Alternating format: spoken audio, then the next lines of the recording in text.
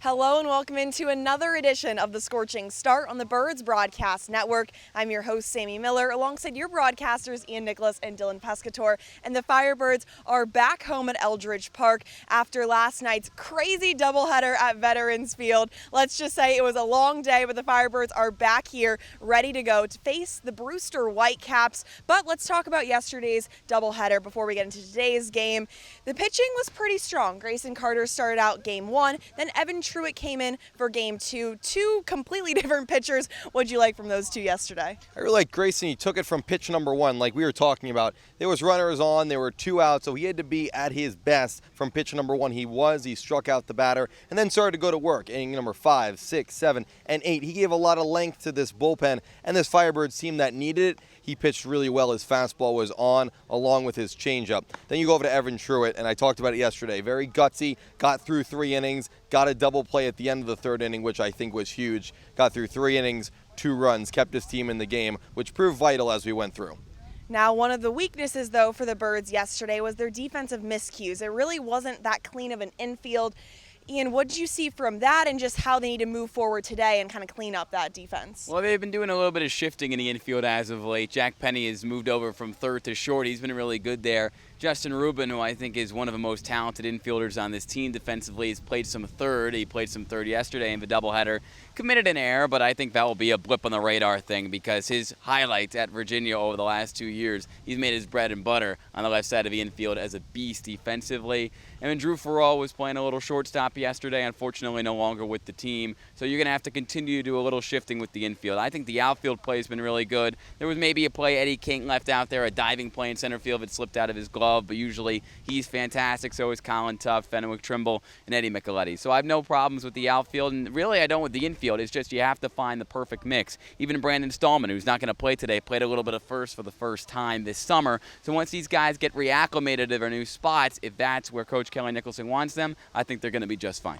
Now, 3 players who have really been dominant on the offensive end of the game is, of course, Joe Oyama, Brandon Stallman, and Eddie King Jr. Dylan, what have you been liking from those 3? I think those 3 have had completely different seasons. When you're talking about Jack Penny, he comes in, he's been here the entire time. He's had a great summer. Eddie King, who started out a little bit slow, but in the past week he's been really hot, even putting a few balls over the wall, especially here at Eldridge. And then Brandon Stallman has only been here for about 10 days, but he's brought such an impact, hitting upwards of 350. So those 3 batters, along with, you call like the big bats in this lineup of Joe Oyama, Eddie Micheletti, those 3 can complement those 2 so well and really lengthen out this lineup. Now today, starting on the mound for the Firebirds against Brewster is Vanderbilt's right-handed pitcher, Sam Leboki. Now, his last start wasn't his best. He went 4 innings, and he gave up 5 runs. So what does he need to do differently today, Ian, to really set the tone? Well, he sets the tone really well, to be perfectly honest. In his last start, he went 1-2-3 in his first inning, and his sweeping slider, which is his signature pitch, was on. And then things kind of fell apart in the 2nd and 4th innings for Sam. Overall, I think that when he's at his best, he is one of the most talented pitchers on this team.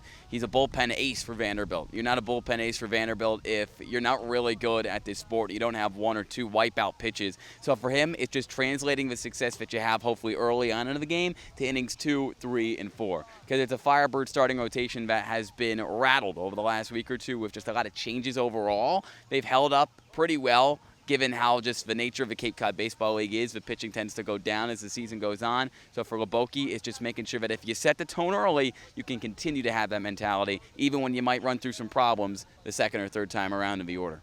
Now, this is a big day for the Firebirds. They have the ability to completely sweep the Brewster Whitecaps. They already have 5 straight victories over Brewster. Now they're looking for that lucky 6. What has made the Birds so dominant against this Whitecaps team? I think they've taken advantage of the Brewster pitching, and the Whitecaps pitching has not been their strong suit this summer, but the Orleans Firebirds have found a way to put up runs game in and game out against Brewster, but they've won in all different ways. There's been games where it's 6-7. There's been games where it's 4-1, like last time where Derek Clark threw 7 innings of 1-run baseball. They've won in all different ways, and if they can win number 6 and go 6-0, it would prove big, especially going into the playoffs. Extreme dominance right there. But one thing about this Brewster team is they're hungry because they're still trying to fight their way to punch a ticket into the playoffs. So who are a few players that the Firebirds should be watching out for? Well, two players not to watch out for because, unfortunately for Jamie Shevchek's crew, they're a little banged out. Their seasons are over. Jaime Ferrer, who probably could have been an all-star outfielder, and then an all-star outfielder, and Will Turner. Both of them left the team.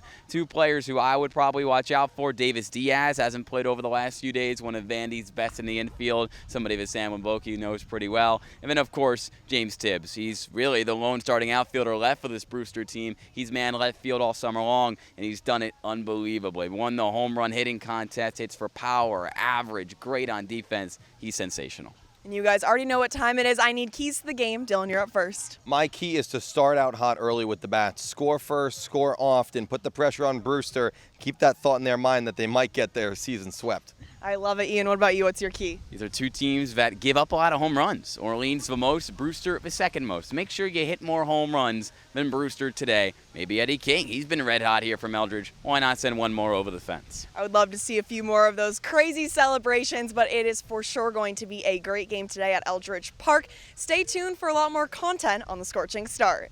All right, let's go to war, boys. You guys can get out. I'm now joined alongside Firebirds manager Kelly Nicholson. A busy day yesterday at Veterans Field with the doubleheader. You ended up splitting the day. What are your initial takeaways from that day as a whole? Well, it was good to get that first one, Sammy. Coming back and scoring 2 in the ninth was key. I thought Grayson Carter threw the ball really well. 4 1/3, couple hits. Don't think he walked anybody. 3 or 4 punchies, I think. Maybe it was a couple punch outs, but that was so encouraging. Jim and I talked about him possibly starting in the playoffs, maybe game 1. So we'll see. It's going to depend on Jonathan Gonzalez. He's a little tender right now, but we'll see. But super proud of Grayson and super proud of our guys for coming back and scoring 2 in the ninth and getting that first one. We didn't play very well the second game. We didn't execute offensively, and we didn't run the bases very well, and we didn't pitch extremely well. And probably, Chatham played a little bit better. They deserve to beat us. And one player who has been so dominant for you this season is none other than Jack Penny. What does he mean to this batting order? Well, he means a lot. If we lost JP, that would be a big blow to this lineup. I think JP is one of the best hitters in the league, and I think he's going to be one of the best hitters in the country next year. And I think Jack Penny's going to be a really good draft pick because he can really hit and he can play defense. He runs the bases mindfully. Very good teammate, pays attention to the game. I love Jack Penny, as you can tell.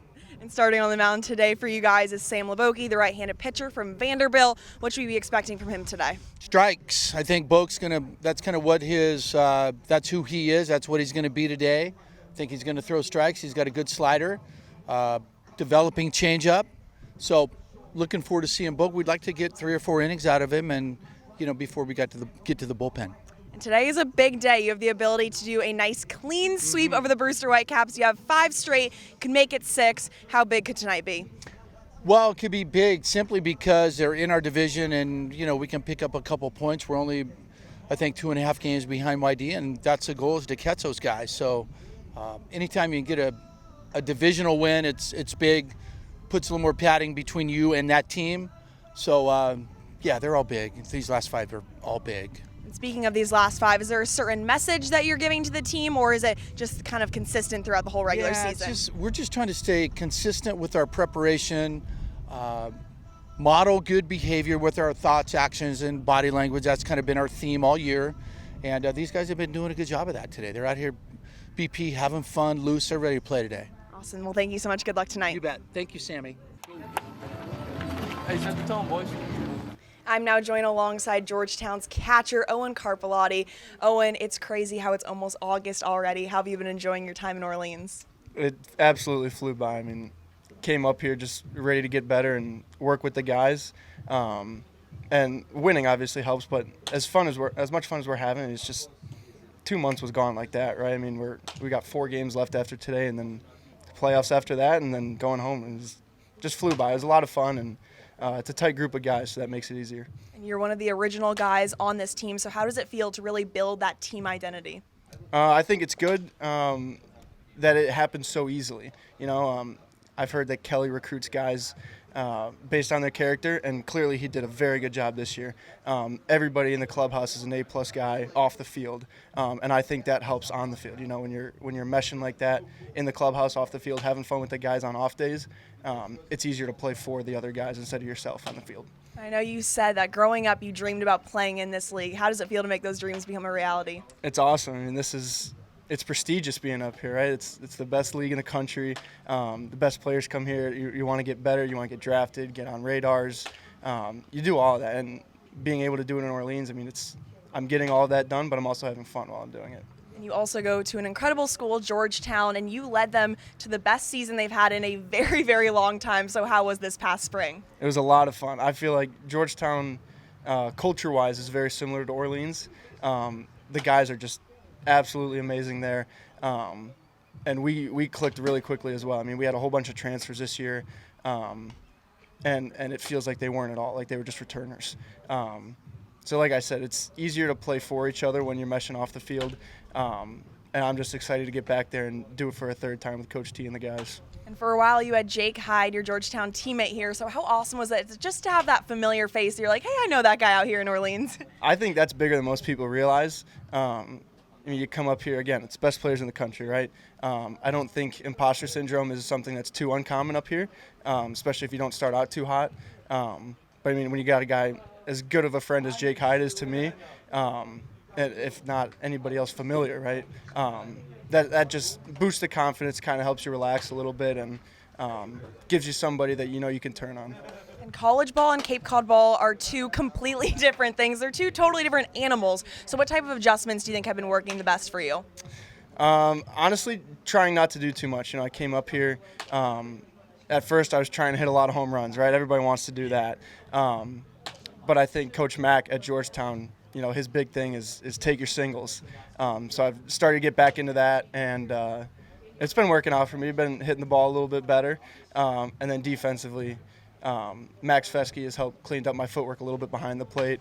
And I've felt good back there all summer, so I'm just glad that I'm able to continue that from Georgetown. And speaking of being behind the plate, you're going up against some of the best talent in the entire country. How awesome is that as a catcher to really grow your game out here? It's awesome. I mean, the pitchers have made my job easy.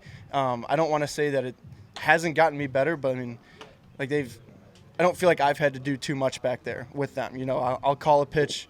If they agree with it, they'll put it exactly where I want. I just have to catch it. But it's been a lot of fun catching them.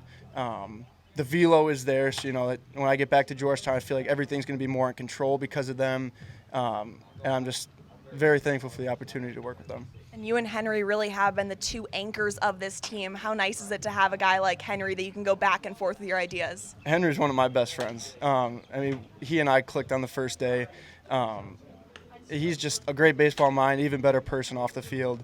And I'm glad that we got as close as we are. You know, we work on the plate every day. We do something like that. Just working together and getting to know him has been a very good experience for me, and I'm very lucky to learn from him. Both of you guys, like you said, you guys are here so early. When I talk to anybody, they always say Owen and Henry do everything. Has that being a team player just been instilled from you at a young age? Yeah, I don't think that's anything new for me. You know, my dad kind of taught me from the beginning, you know, do whatever you can to help out, whether it's telling coach you can play wherever he wants you to staying after and help clean up, you know, do laundry, whatever it is. Just do whatever I can to help the team win, and that can be stuff on the field or off the field. And Firebird fans, Owen's a pretty smart guy. He's majoring in computer science. He can code. So how is it being able to balance being a baseball player and also a coding guy? So this past semester is my first one. I just declared computer science this past semester. And it was all right. I mean, it was an intro class. So I think I know what to expect now. At first, kind of, I was on my heels a little bit. But I'm getting better at it. I think it's something that I enjoy. You know, I like problem solving. So hopefully I've got a whole bunch of classes to take in these next 4 semesters. So it'll be interesting, but, you know, baseball is kind of an escape for me from that.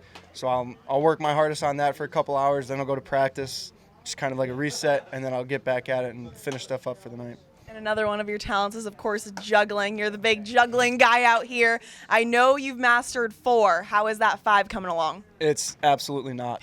It is not coming at all. I can get all 5 in the air, but I haven't caught one on its way down yet. So, I mean, 3-4 was a big jump.